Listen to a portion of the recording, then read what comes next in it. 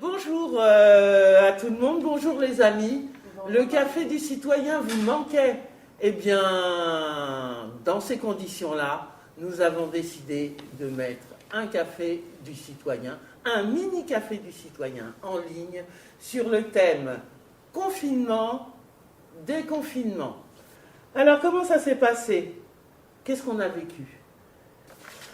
Après une campagne sanitaire de recommandation de gestes barrières hygiéniques et de distanciation sociale, la décision d'un premier confinement au niveau national est annoncée au soir du lundi 16 mars 2020 par notre président de la République. Alors, il s'agit de l'interdiction de sortir, sauf pour des actes essentiels, c'est-à-dire aller travailler, la majorité du pays étant en télétravail ou en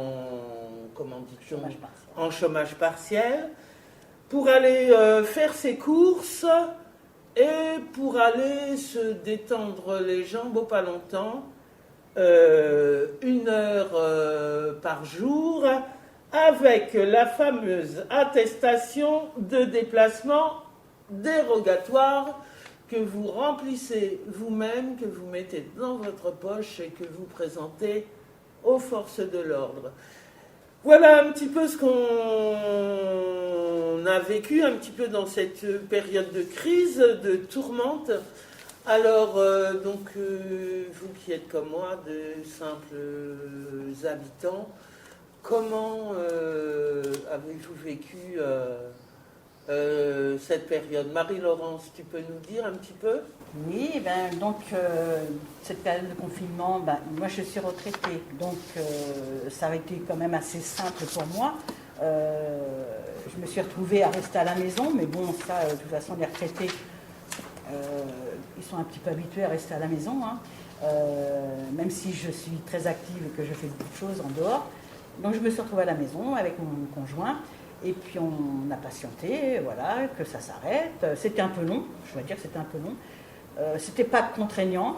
On allait faire les courses une fois tous les 3 semaines. On n'allait voir que les médecins une fois tous les 3 mois.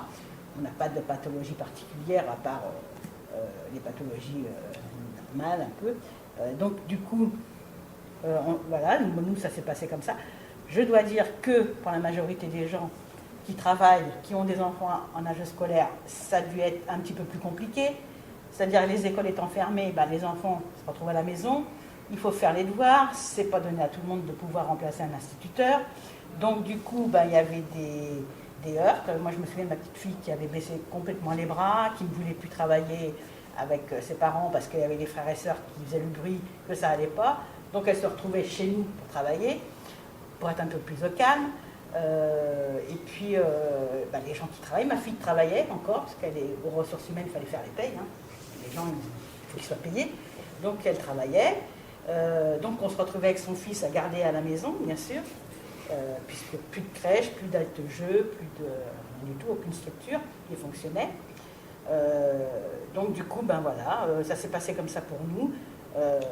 Et puis on a patienté. Et puis ce nouveau confinement, on le vit de la même façon, tranquillement, parce que je vous dis, on n'est pas des gens qui travaillons, donc ça nous convient comme ça, parce qu'en plus on se protège, donc on se dit qu'on se protège, qu'on protège les autres, donc on patiente, il y aura bien un jour où ça sera fini, hein, de toute façon.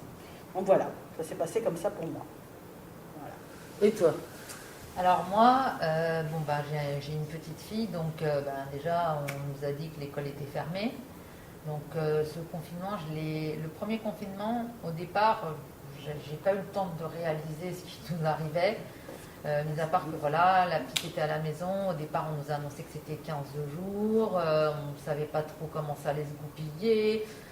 On a quand même senti les choses venir parce que avant que tout se mette en place, on commençait à nous demander nos emails, l'école commençait à nous demander des emails au cas où il y a une fermeture, au cas où on soit obligé de vous contacter, enfin on ne sait pas, il y a des sites aussi pour l'école à distance.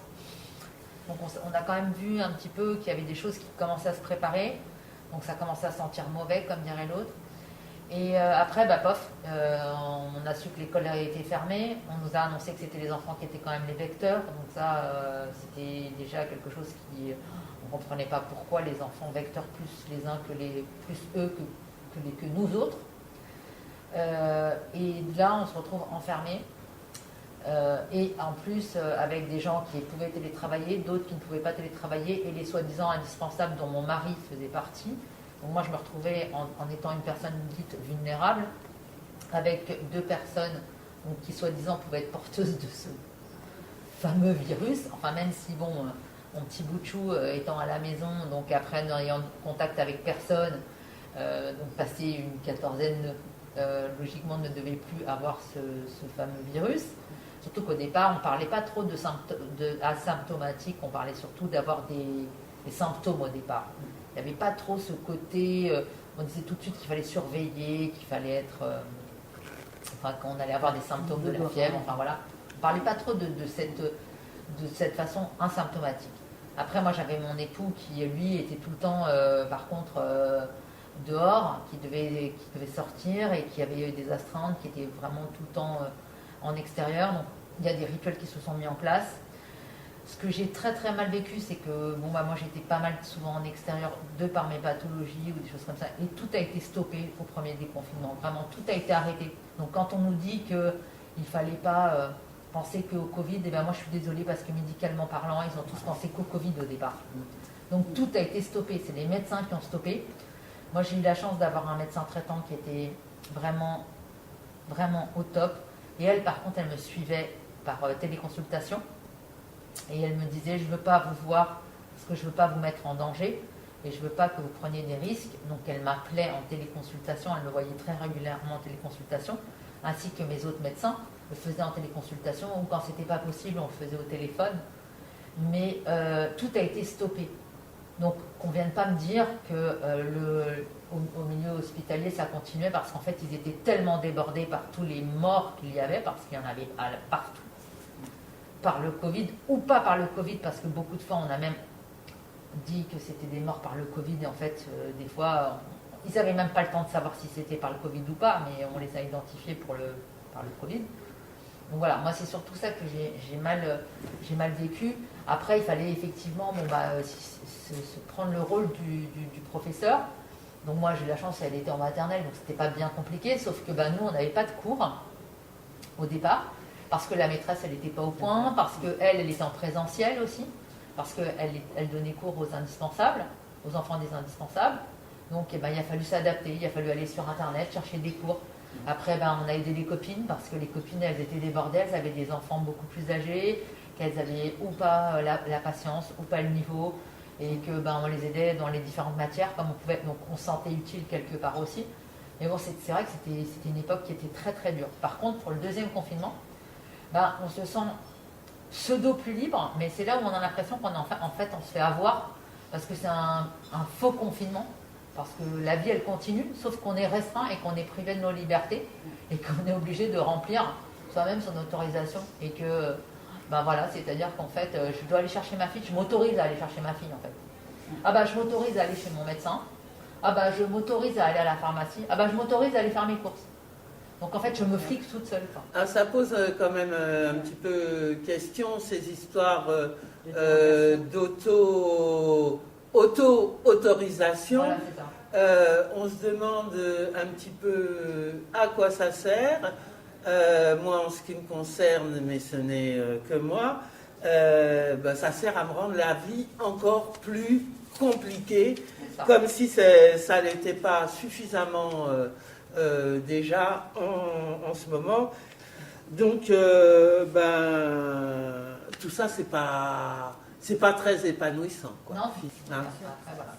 Voilà comment j'ai vécu, mais Ça va laisser des séquelles, je pense. c'est clair. Ouais. Et on va te demander comment tu as vécu toi cette période. Moi, je l'ai vécu très très mal. Très mal, parce que j'étais en Espagne et je suis revenue pour quelques jours pour passer une visite médicale et passer quelques jours chez mes enfants. Et en fait, j'étais confinée Et j'ai été séparée de mon mari pendant 9 mois, Ah oui. Oh là là. sans pouvoir retourner chez moi. Parce que pendant ce temps-là, après, il y a eu un problème de santé assez important. Il a fallu que je sois opérée. Et ça s'est pas très très bien passé, ça s'est passé, mais il y a eu des complications. Donc ça fait que je suis sous antibiotiques depuis 2 mois, à forte dose. Et le médecin m'a dit de ne pas voyager. Donc du coup, je suis obligée de rester encore un peu. Et c'est sûr que pour moi, ça a été très dur. Ça m'a appris beaucoup de choses, parce que j'ai appris qu'il y a des priorités dans la vie. Que des fois, on se fait des billes de soucis pour des petites bricoles. Et il y a des moments où on voit les choses là où ils sont vraiment les choses importantes. Et c'est vrai que je l'ai très, très mal vécu. Ah oui. Ouais, comme quoi, hein, il y a des gens qui le vivent bien et d'autres qui le vivent très mal. Souvent, Bah, en fin de souvent le compte- cas de figure. En fin de compte, ce qui se passe, c'est qu'elle est venue, puisqu'elle est jeune retraitée, et donc ils sont partis en Espagne. Elle est venue simplement pour faire une visite Oui. médicale de contrôle. Ouais, qui était prévu. Et en fait, ben, elle s'est retrouvée complètement coupée parce que pendant un moment, ils ont donc fermé les frontières, donc elle n'avait pas le Oui, droit c'est de vrai. retourner. Ah ouais. Et après, bon, ben, quand le moment est venu où elle aurait pu retourner, Ouais. ben, la santé lui en l'a Voilà. empêché d'y aller. En fait. Ouais, ah ouais. Voilà. Ah ouais. Bon, entre-temps, on a réussi à faire revenir quand même. Mon mari est venu Voilà. à moi, qui était obligé de repartir parce que Donc là, il a été obligé de repartir, mais voilà, enfin, il a quand même vu son Bien mari sûr. et tout, mais c'est vrai que mais voilà, ça a été, c'est vrai que ça a été, pour moi, ça a été très dur. Ah bah Très dur parce que voilà, je voyais ma famille très séparée. Et mon mari, ça va faire 50 ans qu'on est mariés, au mois de Ah ouais, décembre. forcément, ouais. Et franchement, être loin de lui, pour moi, ça a été un calvaire. Ah ouais. C'est un homme qui représente beaucoup pour moi. C'est un homme très bon, très gentil, très intelligent, quelqu'un qui est disponible 24 heures sur 24 à rendre service à tout le monde. Et c'est sûr qu'il m'a manqué énormément. Énormément. Mais c'est sûr Et quand qu'on- je me on a sentais pas- fatiguée, on a je pas me tous sentais vécu faible, de la même façon. c'est Non, voilà, sûr. c'est pour ça que- il me manquait cet appui pour moi. Et puis le fait de devoir. Bon, parce que la grande partie du confinement, elle était au départ chez mon frère. Mais c'était pas. Voilà, devoir Oui. sortir. Moi, des fois, elle m'appelait quand elle marchait tout ça. Et puis je lui disais, maman, t'as bien rempli ton attestation, Oui. t'as bien. Enfin voilà, c'est Oui. des contraintes. Ah oui, c'est ça, des, les histoires d'attestation, c'est Oui, prise on de a tête. l'impression hein. que Prise de c'est tête. ça, mais même là, aujourd'hui, je lui dis des Ouais. fois, maman, t'as bien pris ton attestation, On t'as bien oublie. rempli le motif, On t'as bien. Ouais. Voilà, On a l'impression qu'on est des bêtes qu'on discipline, quoi. Quelqu'un Ouais. que vous n'êtes pas libre de faire un pas Ouais. parce qu'on vous impose de le mettre là. Si vous voulez aller là-bas, non, vous n'avez pas le droit. Ouais, Parce c'est que vrai. si ça fait 1h05, c'est pas bon. Ouais. Les personnes d'un certain âge, dans 1 heure, on ne peut pas marcher grand-chose. Moi, par raison de santé, on m'impose de marcher minimum 1 heure, 1h30. Minimum. Ouais, c'est vrai. Pour moi, un problème de santé des gens, que j'ai été opérée 8 fois de problèmes artériels. Mais c'est sûr, on nous met des barrières. En ce c'est sûr. moment, je ne le fais pas. Parce que j'ai fait 1 heure et je rentre. C'est sûr que le trajet que je faisais 1h30, je ne peux pas le faire dans 1 heure. Voilà, elle peut pas Et prendre son voilà. temps, elle peut pas. Oui, puis C'est c'est sûr toujours. que pour moi, De toute ça a façon, été très très dur. Moi, j'ai l'impression que quand on sort comme ça, c'est toujours.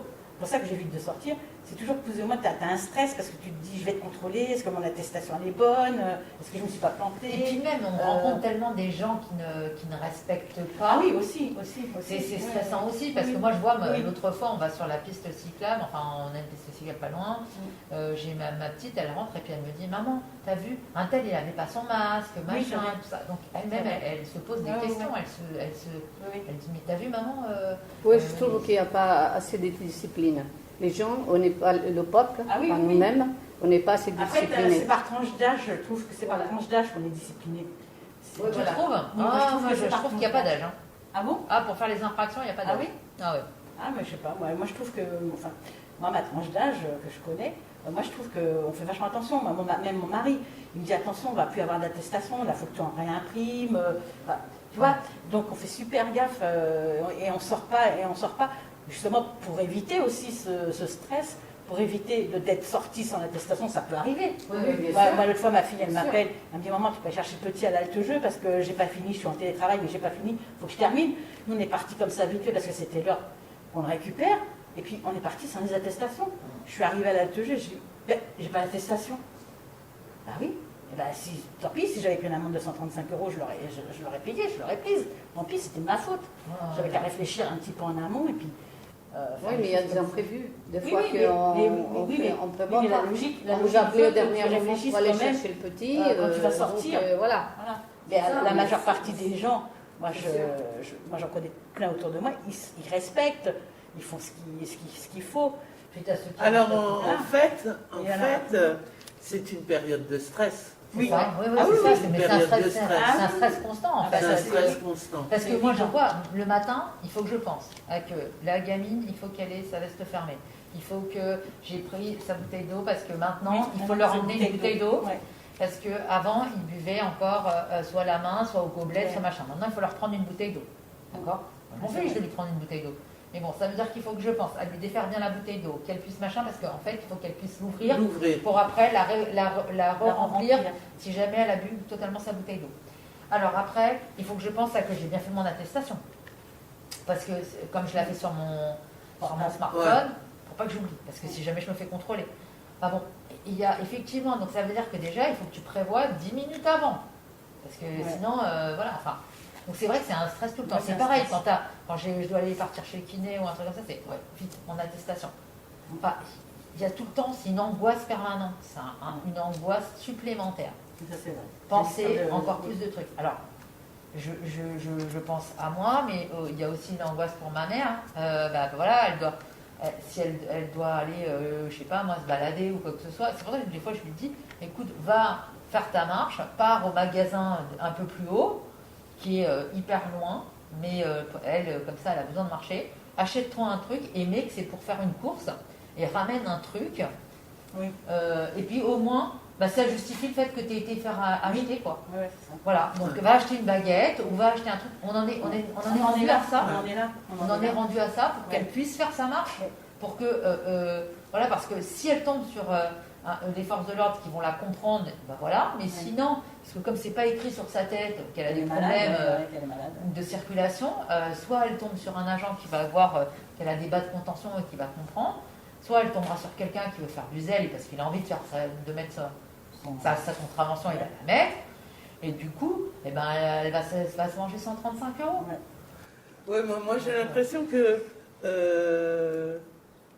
peut-être on nous met toujours plus ou moins en position de délinquant. C'est ça. On est en position de délinquant, Oui, c'est ça. il faut justifier Ouais. de ci, Ouais. il faut justifier de ça. Et moi j'ai l'impression que tout est toujours, remis sur la responsabilité individuelle. Ouais. Mais non d'une pipe. On n'est pas allé le chercher, nous, le Covid. Non. Il est là. On essaie de faire au mieux avec. Bah, bien sûr. Mais de dire toujours aux gens, vous êtes coupable de ci, vous ne faites pas assez bien ça, faites un effort, c'est de votre faute, c'est de la faute des jeunes, c'est de la faute de ceci. Personnellement, je trouve que la gestion de ce Covid, elle s'appuie quand même, d'une part, sur la peur, et d'autre part, sur la culpabilité. C'est ça. Et est-ce que ça va arranger les choses, que les gens aient peur, très très peur, et que les gens se sentent coupables? Est-ce que ça va diminuer le nombre de malades, le nombre Non, de pas morts? forcément. Qu'est-ce que ça va Pas faire? forcément, bah non. Ça va créer d'autres pathologies aussi. Hein. Ah oui, je pense. Bah oui, Je pense. forcément. Hein. Et je pense que c'est anxiogène et en fait on est dans. C'est vrai que 2020 on va absolument pas l'oublier et je Ah pense non. qu'une Ah, partie non, de je pense qu'une partie de 2021 on l'oubliera pas non plus parce que on est parti pour. Mais avant qu'on ne conclue, parce qu'on ne va pas rester trop longtemps, est-ce que moi la question que j'avais envie de poser, c'est est-ce que cette période vous a changé? Et si ça vous a changé, en quoi? Alors moi ce qui a changé c'est que j'arrive plus à trop faire à me projeter en fait. C'est-à-dire qu'avant On faisait par exemple, on prévoyait les voyages pour aller en Espagne, pour aller voir les parents, on prenait les billets bien à l'avance, pour simplement avoir des tarifs, on prévoyait les vacances bien à l'avance. En fait, on s'organisait. Et là, on n'a plus envie de s'organiser et on prévoit plus rien parce qu'on ne sait pas ce que va être fait demain. C'est-à-dire qu'on vit un peu au jour le jour. C'est ça qui a beaucoup changé aussi. Et qu'en fait, on est tout le temps en suspens aux lèvres de ce gouvernement. C'est-à-dire, on dit, tiens, demain, il y en a un qui parle. Ah bah tiens, après, on va voir ce qui va nous sortir. C'est comme ça. En fait, en ce moment, on est comme ça. On attend, on attend, on écoute, on ne sait pas. Est-ce qu'on va avoir le droit de? Est-ce que ceci? Est-ce que cela? Enfin, on ne sait pas. C'est ça qui a changé, en fait. Le lâcher-prise et il n'y a plus ce lâcher-prise, se dire, voilà, j'ai envie de faire des choses, j'ai envie de me lâcher, j'ai envie de vivre. Voilà. L'insouciance est partie. Oui, c'est ça. Pour l'instant. J'espère qu'elle va revenir. Avec 2022. Parce que, voilà, comme je disais, 21, voilà, je pense que... Oui, ça mais pour l'instant, voilà, il y a ça qui a changé. Et après, voilà, j'ai l'impression qu'en fait, on me dit pas tout, quoi. Qu'on me ment. Qu'on nous ment et qu'on nous prend vraiment pour des bleus, comme on dit. Voilà, c'est ça qui m'exaspère. Et toi, Marie-Laure? C'est un peu la même chose, parce que les vacances, c'est vrai que moi, les vacances 2020, je les ai annulées. Donc c'est vrai, on ne prévoit plus rien. On prévoit plus rien parce qu'on se dit, si on prévoit et puis si jamais on a un truc qui nous interdit on ne fait pas, même aller au restaurant. Finalement, on a tellement diminué notre capacité à sortir, à aller au restaurant, on continue de la même façon. On va moins au restaurant. Et puis, bon, là, c'est le Covid, d'accord. Mais après, on réfléchit, oui, finalement, il n'y a pas que ce virus-là. C'est vrai que finalement, c'est en sortant, c'est en côtoyant les autres qu'on attrape ceci, qu'on attrape cela. Et c'est vrai que moi, depuis que je me masque, depuis que je reste chez moi, c'est vrai que j'attrape beaucoup moins de choses. Beaucoup moins de choses. Je disais, je tousse plus, je tousse moins, j'éternue moins, je suis moins réceptif à tout un tas de choses, de la pollution. Donc, oui, ça a changé tout ça. Ça a changé tout ça. Après, la vie avec mes enfants, mes petits-enfants, oui, ça l'a changé, forcément. On a pris des distances, et donc ces distances, on les met encore. Même si, puis je pense que même quand ça sera fini, on les mettra encore, les distances. Parce qu'on n'oubliera pas. On n'oubliera pas qu'à un moment donné, il y a eu le danger d'être voilà, à côté, proche. Et puis voilà. Donc ça a changé à ce niveau-là. On a appris à vivre un peu plus tout seul. Voilà, c'est ça. Nous indépendants des autres. Et on se sépare des gens. Oui. Des amis proches, des machins, des gens qu'on tient vraiment. On est obligé d'être séparés. On nous a forcés à et ça fait mal. Ça fait mal. Voilà. Ça fait mal parce que on nous a forcés à prendre des à un habitudes. moment donné, on a besoin de se sentir épaulé pour soi-même et pour les gens qu'on aime. Ouais, moi, j'ai eu la chance d'être confinée avec mon conjoint. Donc, c'est vrai que voilà, on était tous les deux, on a l'habitude d'être tous les deux, les enfants sont grands, sont partis, donc on a l'habitude d'être tous les deux. C'est vrai que si j'avais été toute seule, ça aurait été certainement différent. Je ne l'aurais pas vécu de la même manière, ça c'est sûr, c'est évident. Je comprends. Je comprends. Moi, j'ai été très, très malheureuse. Ah oui, je n'oublierai jamais cette année. Jamais. Ah ouais. Donc pour moi, c'est une période très difficile, c'est sûr. Eh bien, on va espérer peut-être tous ensemble que cette période difficile dure le moins longtemps possible et que cette distanciation physique qu'on nous impose ne soit pas une distanciation sociale, parce que nous avons besoin, nous sommes des êtres humains, nous avons besoin les uns des autres pour pouvoir vivre bien. C'est notre propre de l'homme, on a besoin d'être reliés les uns aux autres. Et puis, je propose qu'on parle de déconfinement peut-être dans un autre café du citoyen quand on sera à nouveau déconfiné. Quand on sera déconfiné, en espérant que ce jour-là vienne un peu. Bah, en tout cas, tous les amis du Café du Citoyen, eh ben, je vous souhaite d'avoir apprécié cette petite vidéo. Et puis vous-même, postez-nous ce que vous pensez de votre confinement, déconfinement, comment ça s'est passé. Et puis aussi avec peut-être des moments sympas ou cocasses, on ne sait jamais. En tout cas, on attend vos vidéos. À bientôt. À bientôt. À bientôt. Au revoir. Au revoir.